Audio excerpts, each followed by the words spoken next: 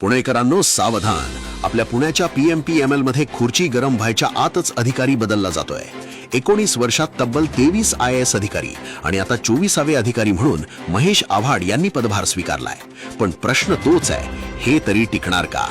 2007 मध्ये PMT ची PMPML झाली आणि तेव्हापासून सुरू झाला तो बदल्यांचा खेळ। 11 मार्च 2026 ला पंकज देवरे यांची नुकतीच बदली झाली, ते अवघे 8 महिनेच टिकले। नियमानुसार 3 वर्षांचा कार्यकाळ असायला हवा, पण इथे तर 8-10 महिन्यातच गाशा गुंडाळावा लागतोय। 2007 पासून PMPML मध्ये कार्यकाळ पूर्ण होण्याआधीच होणाऱ्या बदल्यांचा खेळ पुण्याच्या सार्वजनिक वाहतुकीचा गळा घोटतोय।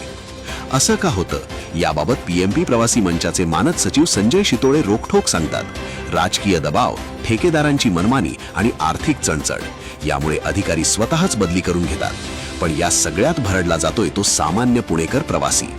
नवे अधिकारी आले की नवे प्लॅन्स येतात, पण ते राबवण्याआधीच त्यांची बदली होते।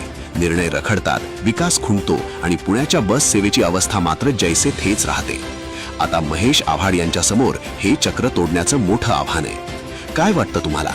राजकीय हस्तक्षेप थांबल्याशिवाय PMP सुधारेल का? पुण्याच्या वाहतूक व्यवस्थेला शिस्त लावण्यासाठी अधिकाऱ्यांना पूर्ण वेळ मिळायला हवा की नाही?